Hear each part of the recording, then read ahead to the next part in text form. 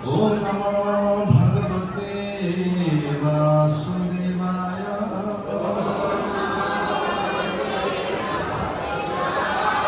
ओम नमो भगवते वासुदेवाय। नारायणं नमस्कृत्य नरं चैव नरोत्तमं देवीं सरस्वतीं व्यासं ततो जयमुदीरये।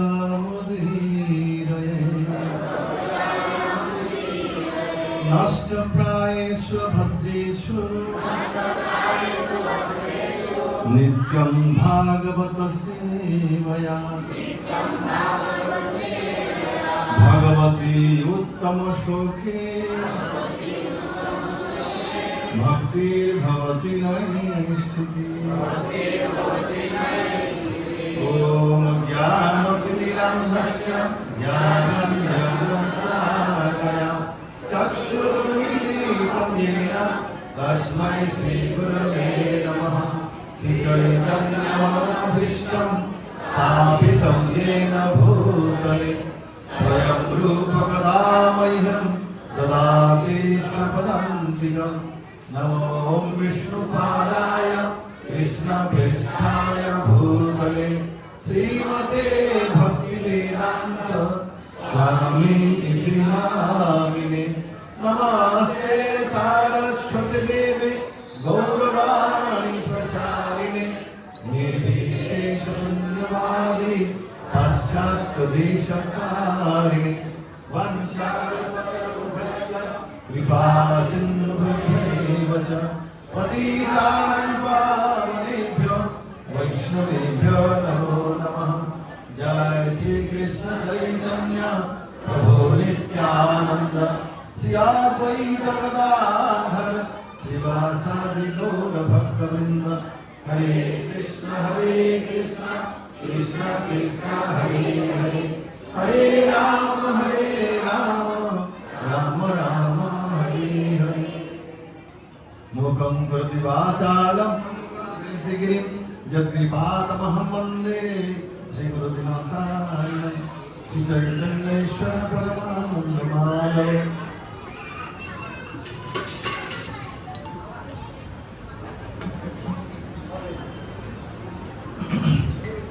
हरे कृष्ण।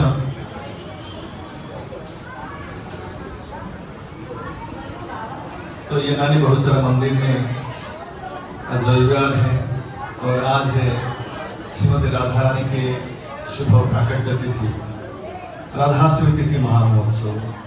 इसी महान पावन तिथि के अवसर पर आप सभी लोगों का हार्दिक स्वागत है इस कार्यक्रम में।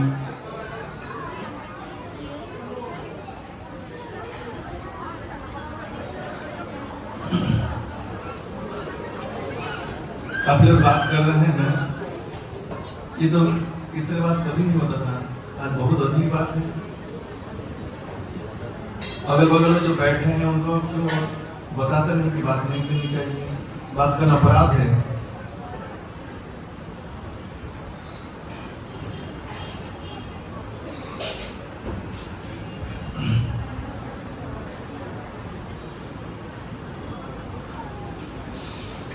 मैं चालू करके बात चालू हो जाए ऐसा ना करें।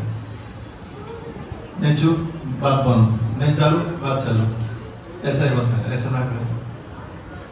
मैं फिर मुझे डिस्टर्बेंस होता है, मेरे कंसंट्रेट का भंग हो जाता है, मेरे कान में सोच लगता है। कृपया बात ना करें। हरे कृष्ण। और अगल बगल जो बैठे हैं उनको कहें कि आप बात ना करें।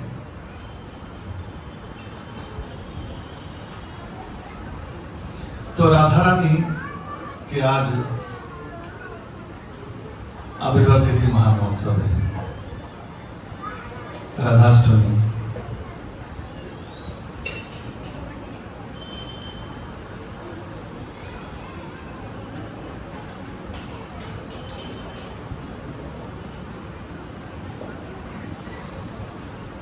पूरे विश्व में इसमें भी जितने सारे केंद्र हैं, तो आज तो ये उत्सव मना रहे हैं।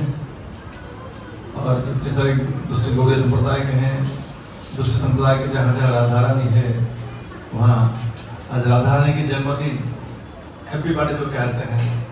तो राधा रानी जिनके एक नाम है लाडली, बरसाना में उनकी मंदिर है, राधा लाडला मंदिर। आज वहाँ बहुत बड़ा उत्सव है। राधा रानी बड़ी हुई थी बरसाने में और उनका जन्मस्थान जो है रावल है, रावल। कल्पभेद में कई प्रकार की राधा रानी की आविर्भाव तिथि कथा आविर्भाव रहस्य बताया गया है। कल्पांतर में कभी किसी कल्प में वृषभानु राजा जब स्नान करने जाते हैं यमुना में, कमल के ऊपर एक कन्या लेटी हुई है, उनको प्राप्त होता है, ये राधा रानी है। और कभी वहाँ हिमालय में 2-3 प्रकार वर्णन किया गया है। गोलोक वृंदावन में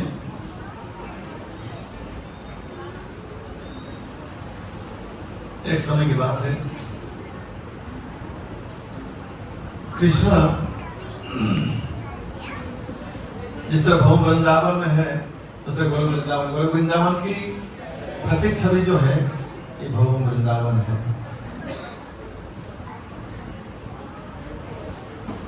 यहाँ जैसे गोवर्धन है, गोलोक वृंदावन में शतशृंग पर्वत है जिसकी 100 चूड़ा है, 100 वो गोवर्धन है।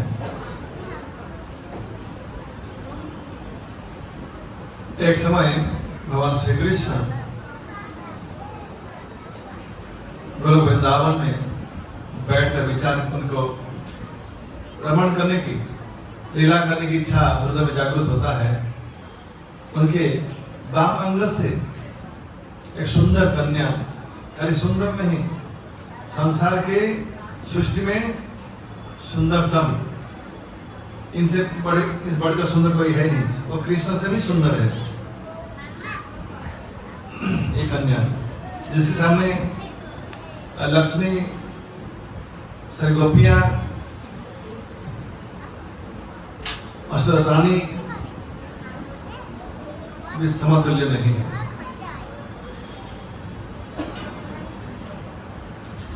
तो ये कन्या जब प्रकट होती है दौड़ कर जाती है और कुंज से पुष्प चयन करके दौड़ कर आती है और कृष्ण की आराधना करती है। तो आराधना करती इसलिए उनका नाम, आराधना की पहले इसलिए उनका नाम हुआ राधे, राधा रानी। इस तरह भी गोलोक वृंदावन में श्रीमती राधा रानी प्रकट हुई। तो राधा रानी कोई ऐसा स्त्री, ऐसा हमें नहीं समझना चाहिए। भगवान श्री कृष्ण के 2 रूप है, एक पुरुष रूप है, एक प्रकृति रूप है। प्रकृति रूप जो है श्रीमती राधा रानी है। राधा रानी को भी भगवान माननी चाहिए, वो भगवान है, फीमेल फॉर्म ऑफ गॉड, भगवान के स्त्री रूप है। राधा रानी भी भगवान है।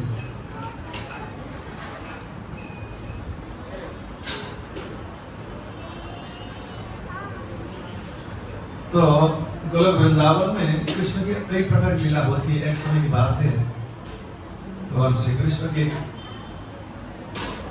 सखी है, एक गोपी है विरजा। विरजा की भी इस तरह राधा रानी की सखी हैं, विरजा की बहुत सखियां हैं। तो विरजा देवी के कुंज में श्री कृष्ण एक समय कृष्ण राधा रानी के साथ लीला विलास कर रहे थे। तो राधा रानी थोड़ा विश्राम करने लगती है तो कृष्ण राधा रानी से निकलकर विरजा देवी के कुंज में चले जाते हैं। जब राधा रानी जग जाती है, प्रकृतिस्थ होती है, पूछती है सखियों को, हे ललिते, हे विशाखे, मेरे प्रिय श्याम सुंदर कहाँ है, वो क्यों नहीं दिखाई दे रहे हैं मुझे।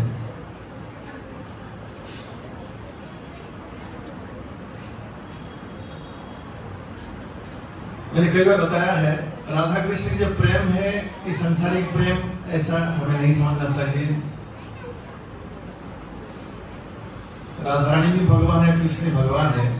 तो ये आध्यात्मिक स्तर पर है, आत्मा के स्तर पर है, यहाँ शरीर की कथा नहीं है। ये संसार में जैसे कि पुरुष और स्त्री होता है, लिंग युक्त शरीर, मेल फीमेल, वैसा नहीं है। अगर सरल भाषा में बता जाए, अगर राधा कृष्ण लिंग तो विहीन है तो कोई विकार नहीं होगा, मन में कोई विकार नहीं होगा। जैसा साधारण युवक युवती प्रेम होता है संसार में, ऐसे प्रेम के विकार हृदय में उत्पन्न नहीं होगा। राधा कृष्ण के ये दिव्य आध्यात्मिक भक्ति के स्तर पर, परम भक्ति के स्तर पर ये इसके भावार्थ हृदय में उद्रेक होगा, जो कि हमारे हृदय की कामना को विनाश करेगा, हृदय में शुद्ध भक्ति की उद्रेक करेगा, कृष्ण प्रेम की, कृष्ण भक्ति की प्रेरणा देगी, हृदय में बद्धनीकरण करेगी।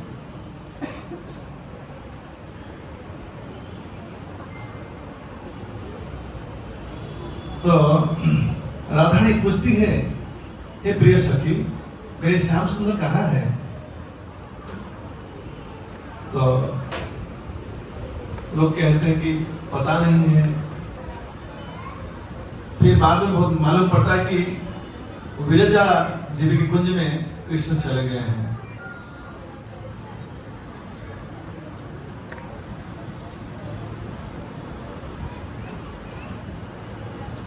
राधा रानी बहुत क्रोधित होती है।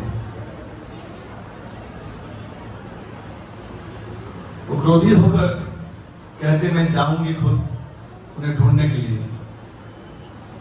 तो वो रथ लेती है, रथ में बिठाती सभी सखियों को भी। कितने सखी बिठाती है? 6400 करोड़। कितना? 6400 करोड़। भारत की पॉपुलेशन कितनी है? 130 कोटि 140 करोड़ है। तो 6400 करोड़ है। पूरा भारतवासी का गिलास में बिठाने से क्या हालत होगी? हमारी ये जगन्नाथ रथ यात्रा होता है, उसमें कितने 50 लोग बैठते हैं। 6400 करोड़ गोपियों को राधा ने बिठा ली, और उसमें कितने लाखों संख्या में चावर लटक रहे हैं। हाँ, बहुत सुंदर सजावट है उसकी। वहाँ पुष्प उद्यान है, खेलने के मैदान है, पहाड़ है, और बहुत प्रकार की झरना है। वो ऐसा है, इतना सुंदर है। तो सभी गोपियों सखियों को लेकर राधा रानी चल पड़ती है कृष्ण की तलाश में।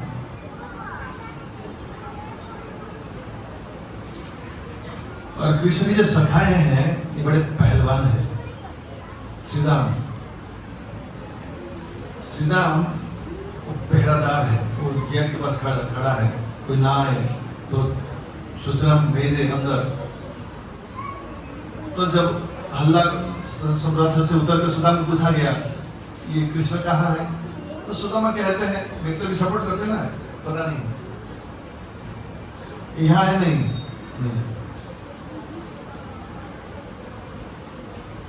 झूठ कहते हैं। तो उनको साधारणतः अगर कोई स्त्री एक पुरुष के साथ टक्कर दे सकती है क्या? लेकिन अगर 100-200 स्त्री मिल जाए तो उसके सामने सिद्धांत क्या है? कुछ नहीं है।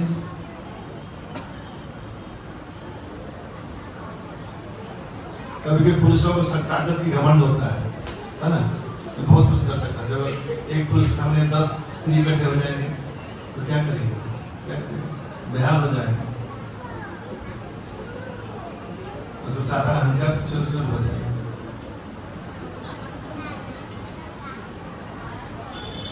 तो सभी गोपियां रथ से उतरकर एक साथ उसको मेरा सिद्धांत को उठाकर एक साथ साइड रख दिया।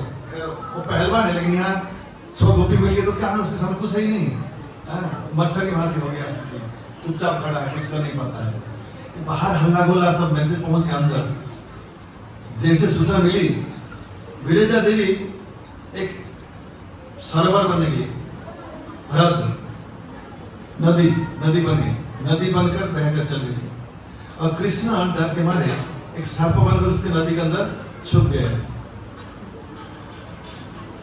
राधा ने बड़े अच्छे एस्ट्रोलॉजर भी है, वो गिनना चालू किया, कहाँ है कृष्ण? विरजा है। बोला हाँ, ये गिनती के पता चला ये विरजा और कृष्ण का जल के अंदर सांप बनकर बैठा है। चलो ठीक है, देख लेते हैं। तुम्हें टक्कर देने के लिए मैं भी किसका रूप धारण करती हूँ, मोर की। मोर पर रूप धारण कर वहां पुल किनारे बैठ गई। जब निकलोगे खा लूंगी।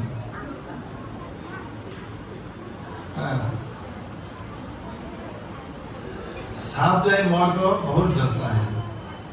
कृष्ण विचार जल के अंदर बैठा है, राधारानी के डर के मारे। कभी सुना है कृष्ण क्यों मस्तक पर मोही पुच्छ धारण करते हैं? ये राधारानी के संतुष्टि विधान के लिए, ये जो कारण है। दूसरी कारण है, मोर जो है ये आजन्म ब्रह्मचारी, ऐसा कहावत है। मोर के साथ वंश प्रजनन करने के लिए, वृद्धि करने के लिए उसको पुरुष स्त्री मिलना नहीं पड़ता है। आंखों के आंसू मोर पी लेती है मयूरी, और उससे वो संतान उत्पन्न करती है। तो बेस्ट ब्रह्मचारी है। इस तरह दो कारण के लिए कृष्ण मोर के पुच्छ को मस्तक धारण करते हैं, क्योंकि स्वयं कृष्ण सर्वोत्तम ब्रह्मचारी है। वे कैसे है? ये 64 करोड़ गोपी लेकर घूमती है और ब्रह्मचारी है। तो कभी चर्चा करेंगे कैसे ब्रह्मचारी है।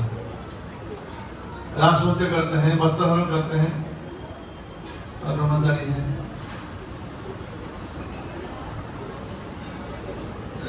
कभी और चर्चा करेंगे। तो राधारानी बहुत लंबे समय तक इंतजार करती है, लेकिन अब धैर्य नहीं रहता है। तो जाने दो, चले जाते हैं लौटकर कुंज में पूरा पंचम में आ जाती है। बहुत क्रोध करती है, सांस फूलता है, आंखों से आंसू बहता है, शरीर कपड़े लगता है। जब अभिमान युक्त क्रोध, ये क्रोध कैसा है? ये सांसारिक क्रोध नहीं है। ऐसा क्रोध है कि मैं सेवा कर सकती थी, लेकिन वो मेरे पास क्यों गए? ये क्या कहता बांग्ला में आबदार, रूठ जाना। क्रोध और रूठने में थोड़ा अंतर है। तो राधारानी इस तरह अत्यंत दुखी होकर रूठकर रोने लगती है। तो कुछ समय पश्चात कृष्ण को पता चलता है, मालूम है अब राधारानी बहुत नाराज है। और फिर विरजा नदी से निकलकर विरजा देवी अपने स्वर्ग में आ जाती है, अपनी कुंज में चली जाती है। और कृष्ण वहां से निकलकर अपनी सखा सिद्धांत को लेकर राधारानी के कुंज में प्रवेश करते हैं। जैसे प्रवेश करते हैं, पहले उनको सब लोग रोकते हैं। कृष्ण के पास पहुंचते हैं, राधारानी के पास कृष्ण पहुंचते हैं। राधारानी जैसे दूर से देखती है कृष्ण को,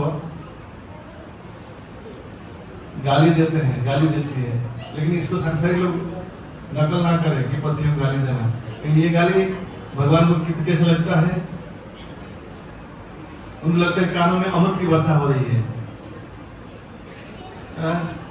भगवान कहते हैं राधारानी या गोपी की जो गाली है, ये वेद मंत्र भगवान के एक नाम है, उत्तम श्लोक वार्ताया आय भरति वैकुंठम उद्यन अस्तम च जन्मसु तस्सरुति दत्सनित उत्तम श्लोक वार्ताया।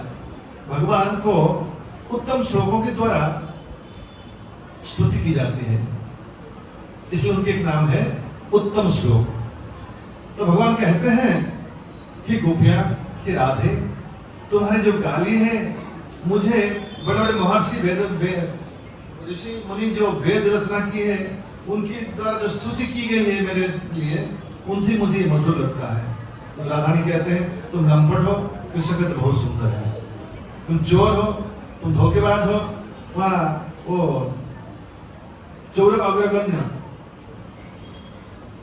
चौराष्टकम लिखे हैं वल्लभाचार्य, सुना है चौराष्टकम? ये चोर में सबसे बेस्ट चोर जो है। अगर कृष्ण किसी को धोखा देते हैं, सबसे बेस्ट धोखा देंगे वो। चोरी करेंगे, सबसे बेस्ट चोरी करेंगे, किसी को पता नहीं चलेगा।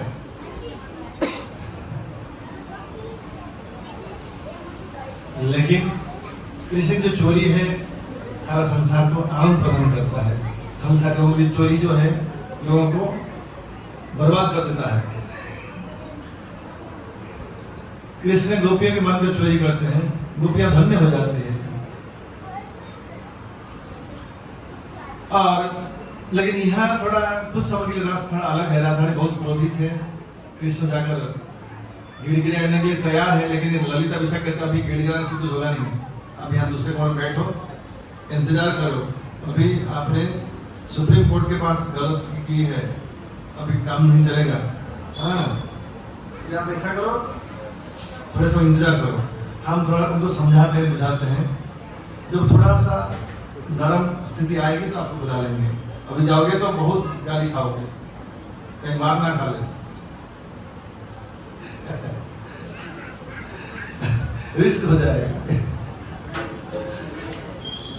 लेकिन राधा रानी सबको कृष्ण पर प्रेम होता है, वो प्रेम के मूर्तिमंत स्वरूप है। महाभाव स्वरूप श्री राधा ठाकुरानी, सर्वगुण खनि कृष्ण कांता शिरोमणि। महाभाव स्वरूप श्री राधा ठाकुरानी, सर्वगुण खनि कृष्ण कांता शिरोमणि। कविराज गोस्वामी चरितामृत में कहते हैं, भाव आदो श्रद्धा तथा साधुसंग भजन किया, अनर्थ निवृत्ति निष्ठा रुचि आसक्ति भाव प्रेम, उसके भाव आता है महाभाव। महाभाव स्वरूपा, महाभाव के मूर्तिमंत स्वरूपा है राधा। किस चीज के महाभाव है? कृष्ण प्रेम के, कृष्ण विरह के, कृष्ण के आसक्ति के, कृष्ण भक्ति के, कृष्ण संतुष्टि की महाभाव है। महाभाव स्वरूप श्री, मेरी जो कह रहा हूं सबको समझ में आ रहा है? तो दिक्कत नहीं हो रहा है? महाभाव स्वरूप श्री राधा ठाकुरानी, सर्वगुण खनि कृष्ण कांता शिरोमणि। महाभाव के स्वरूप श्री राधा ठाकुरानी, सारे संसार की जो बेस्ट गुण है, एक स्त्री में जो सबसे अच्छे गुण होने चाहिए,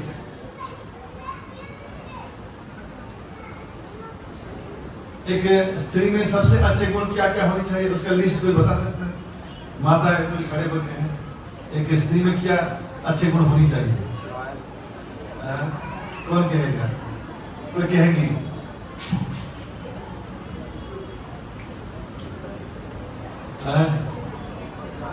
क्या चीज? क्या चीज? प्रोसीजर क्या बोला आपने? मर्यादा।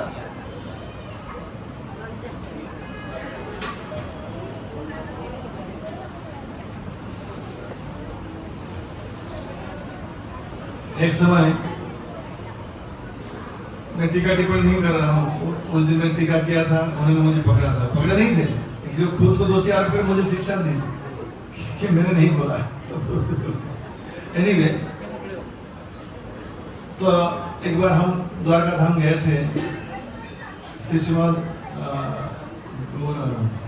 राधा गोविंद गोस्वामी महाराज प्रवचन कर रहे थे द्वारका की महिमा, द्वारका के महल के बारे में। तो कह रहे हैं कि कृष्ण 16,108 महल बनाकर रखे थे, 16,108 रानियों के लिए। तो जब रुक्मिणी के महल में कृष्ण जाते हैं, रुक्मिणी क्या करती है? वो राजकन्या है, विदर्भ के राजा भीष्म के पुत्री है, राजा की बेटी है, तो उनकी कितनी प्रतिष्ठा, कितनी सम्मान है एक कन्या की। तो भी वो क्या करती है जरा तो सुने। महाराज कह रहे हैं कि जब कृष्ण उनके पतिदेव है, वो सामने आ जाते हैं तो बैठकर नहीं रहती है कृष्ण रुक्मिणी कि मैं राजकन्या हूँ, मैं बैठी रहूंगी, ऐसा नहीं करती हो, बोलते वो खड़ी हो जाती है, कृष्ण सामने नहीं बैठती हो। रुक्मिणी का स्वभाव बहुत ही कोमल था, बहुत ही सख्त। एक बार तो कृष्ण मजाक में कह दी कि आपके लिए कितने सुंदर सुंदर प्रपोजल आया था, शिशुपाल का आया था और बहुत सारे प्रपोजल आया था। लोग तो मुझे ग्वाल के रूप में जानते हैं, लेकिन इतने सुंदर सुंदर अच्छे अच्छे घराने के राजपुत्र का जो प्रपोजल है, तुमने ठुकरा कर मेरे से विवाह की नुकसान हुआ। कृष्ण कहते हैं रुक्मिणी को, तो रुक्मिणी क्या करती है, बहुत रोने लगती है। तो कृष्ण बाद में कहते हैं मैं तो ऐसे मजाक में कह रहा था। एनीवे, तो रुक्मिणी नहीं बैठती है, पति के सामने खड़ी हो जाती है और जब कृष्ण से बात करती है, कैसे बात करती है, ना उनकी चरण को देखकर, सीधा आमने सामने नहीं देखती है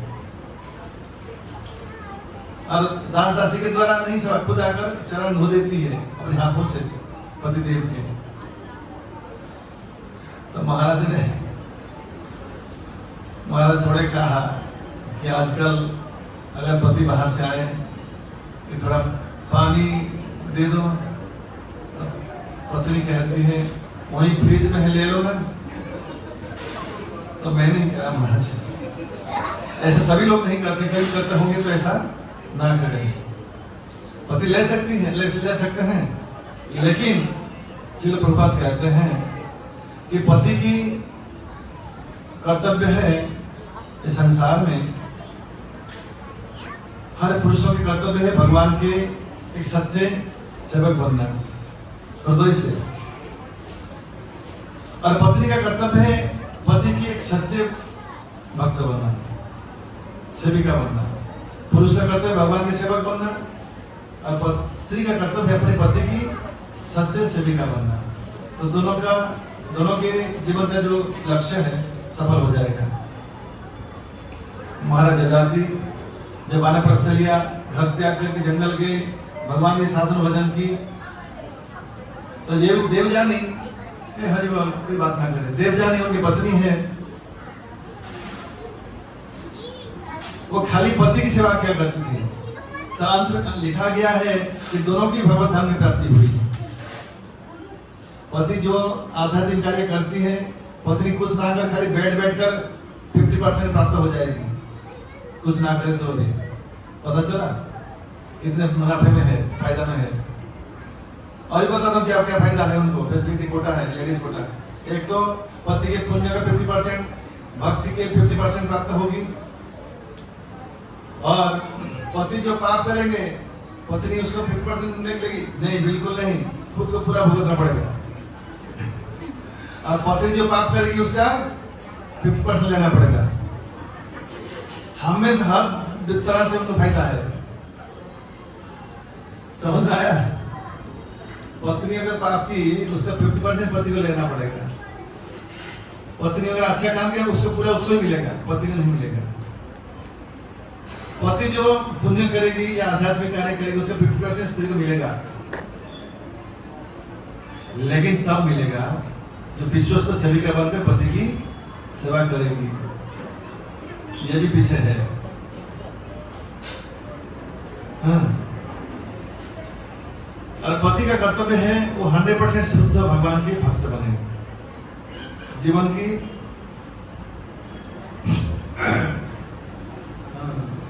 कहते हैं मानस देह गेह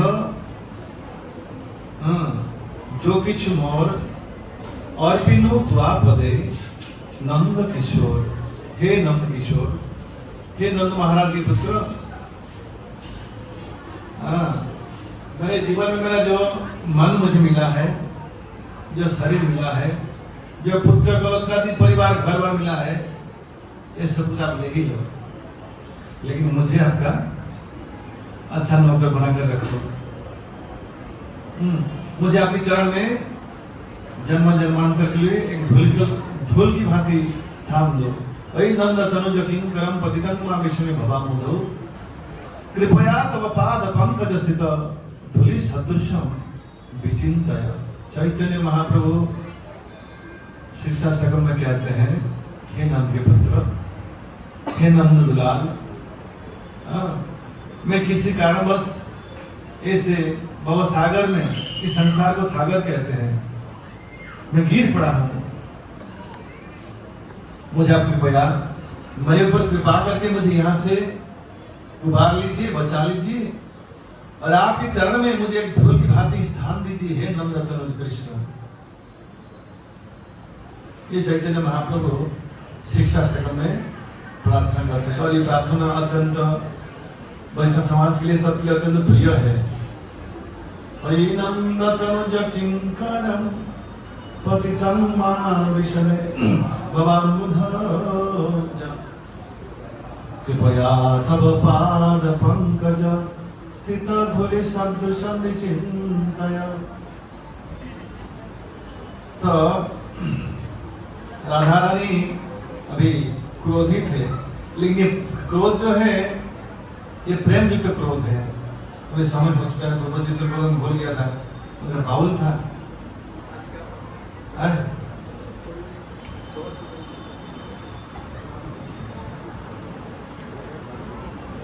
तो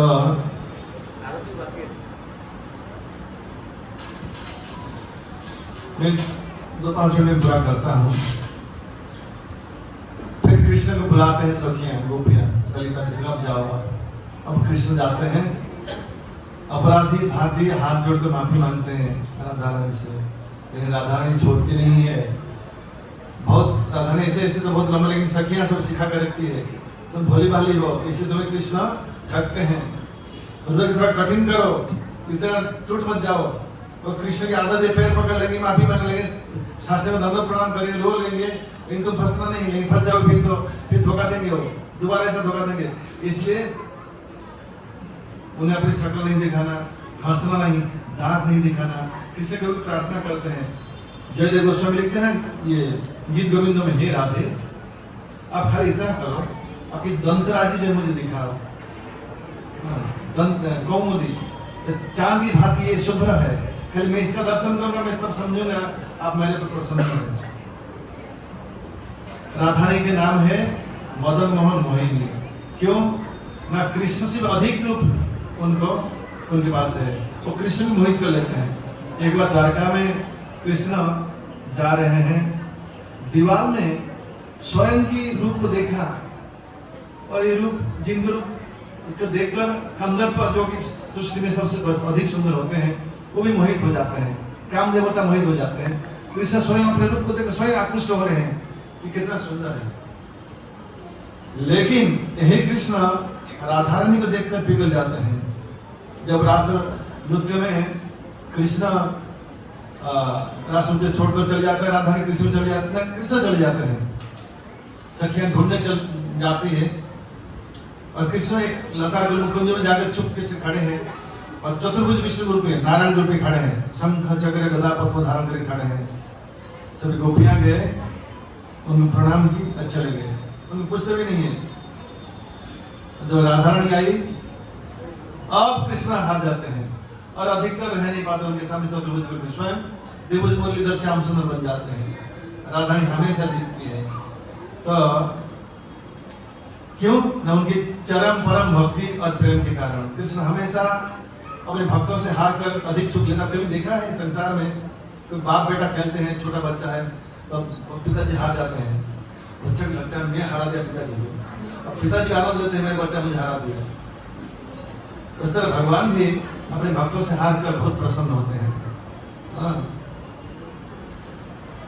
तो राधा रानी से परास्त होकर, उनसे गाली खाकर, उनसे ठुकरा कर भी कृष्ण प्रसन्न होते हैं, क्योंकि हर चीज कृष्ण के लिए प्रसन्नता का कारण होता है। एनीवे, तो राधा रानी कहते हैं तुम चोर हो, तुम लंपट हो, तुम धोखेबाज हो, तुम मिथ्यावादी हो, तुम यहाँ मुझे छोड़कर चले जाते हो विरजा कुंज में, बहुत गाली देते हैं। तो सीधा मुंह खड़े थे, वो कहने लगे आपको पता है जिनकी चरण की वंदना लक्ष्मी सहस्र शत संभ्रम से, हजारों लक्ष्मी लाइन में खड़ी रहती उनकी चरण की सम्मान पद चरण दबाने के लिए। ब्रह्मा जी हजार लाखों साल तपस्या करते हैं जिनकी तलाश पाने के लिए। योगियां हजारों साल तपस्या करते हैं जिनकी चरण की नाखून की झलक दर्शन के लिए। और उसी भगवान को अब अभी गाली दे रहे हो, तुम्हारी इतनी ये अस्पर्धा ये करती हो, खराब है, तुम्हारी जो व्यवहार है अच्छा नहीं है। तो राधा रानी कहती अरे बाप का सपोर्ट करने वाला खराब लड़का, तुम्हारा व्यवहार बहुत खराब है, तुम राक्षस बन जाओ। तो श्रीराम कहते हैं, अरे मैं सपोर्ट किया जो सत्य हुई तो पेश की, मुझे अभिशाप प्राप्त हुआ, ये गलत है, बिना कारण से मुझे प्राप्त हुआ, मैं अभिशाप देता हूँ। आप जो व्यवहार है ये गोलोक व्यवहार नहीं है, मनुष्य व्यवहार है। आप मर्त में जाकर 100 साल बिताओ, मैं भी साथ देता हूँ। एक दिन साथ देते हैं फिर चले जाते हैं। अच्छा, एक घटना के लिए कृष्ण मिलने से पहले हुआ था। जब श्रीराम पहले गए थे मिलने के लिए, कृष्ण एंट्री से पहले थोड़ा राधारानी को थोड़ा ठंडा करने के लिए, तब झगड़ा हो जाता है और साफ लेन देना हो जाता है। फिर एक कमरे में जाकर राधारानी ठंड पड़ जाती है, रोने लगती है, तब उस समय कृष्ण एंट्री मारते हैं, बोला अभी ठीक समय है। राधारानी दुखी हो गई है कि अभी साथ में है, गोलोक छोड़ना है। तो राधारानी जब कृष्ण देखती है बहुत रोने लगते हैं। कृष्ण कहते हैं, राधे दुखी मत बनो ना, मुझे वो मर्द में नहीं जाना है, ये सुधा आपकी सखा सीधा अभिशाप दे रखा है ना, देखो ये सारा चीज मेरी योजना है, नहीं जाऊंगा तुम्हारे साथ ना तो भी नहीं जाऊंगा, मैं नहीं जाऊँ। क्यों? वहाँ वृंदावन वो नहीं है, वहाँ गोवर्धन नहीं है, यमुना नहीं है, कुछ भी नहीं जाऊंगी। ये सबको लेकर चलेंगे साथ में, गोवर्धन जाएंगे, यमुना जाएगी, लता गुणवक वृंदावन, पूरा वृंदावन लेकर चलेंगे ना, तब जाएंगे। अब मैं भी चलूंगा साथ में। और हकीकत में नहीं है राधे, ये मेरी इच्छा से ऐसा मैंने ये ड्रामा इस बंदोबस्त किया है, ताकि हम सब लेन देन हो, ताकि हम चले बहु वृंदावन में, वहाँ लीला प्रकट करें। इसी तरह गोलोक वृंदावन से राधा कृष्ण बहु वृंदावन आते हैं और राधानी प्रकट होती है। वृषभानु राजा रमणीनी राय, नाम विनोदिनी राई।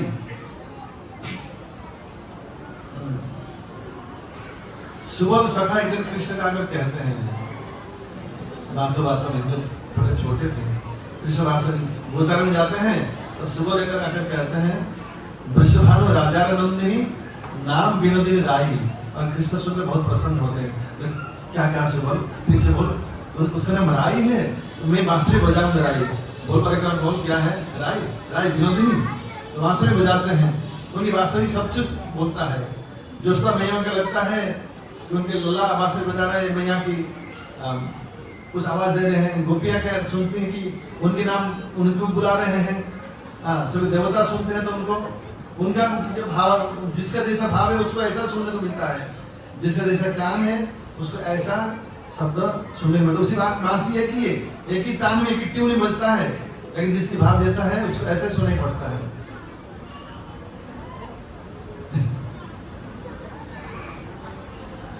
हरि अनंत है, हरि कथा अनंत है, तो आज यह कथा विश्राम लेते हैं। हरे कृष्ण कृष्ण कृष्ण हरे हरे, हरे राम राम राम हरे हरे। तो एक थोड़ा सूचना दूंगा, आज के पूरा कार्यक्रम का व्यवस्थापन किए श्रीमती अमीषा पटेल माताजी और हेमंत भाई पटेल को।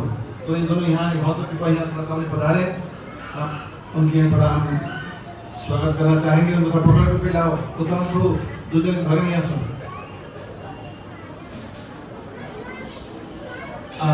माता तो यहाँ है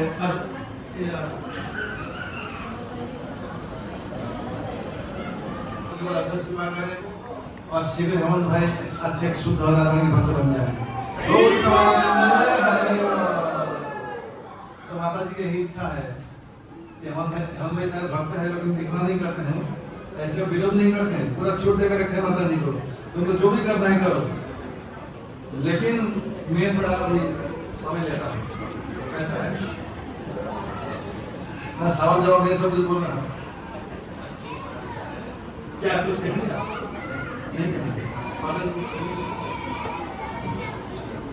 तो ठीक है, दो माला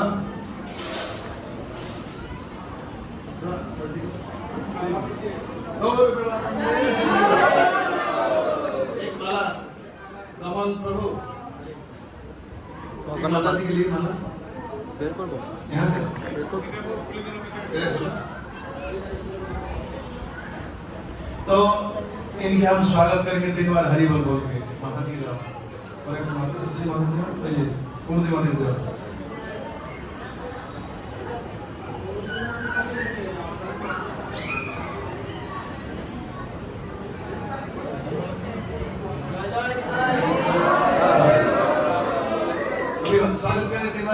हरि बोल, हरि बोल, हरि बोल। बहुत बहुत धन्यवाद माता जी और प्रभु जी।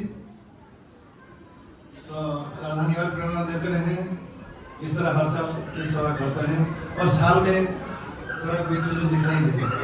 हरे कृष्ण, गौर प्रेमानंद हरे। एक्चुअली माता जी थोड़ा अकेली और इनका आना थोड़ा दिक्कत पड़ता है।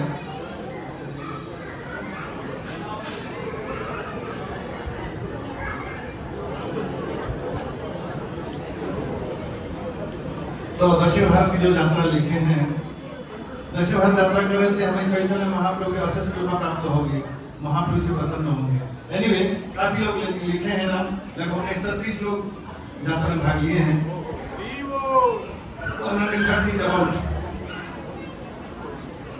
और जिनका लक्ष्मी जमा करना बाकी है, कृपया सहयोगिता करें, लक्ष्मी श्री हरि प्रभु के पास जमा करें यात्रा की जो पैसा है।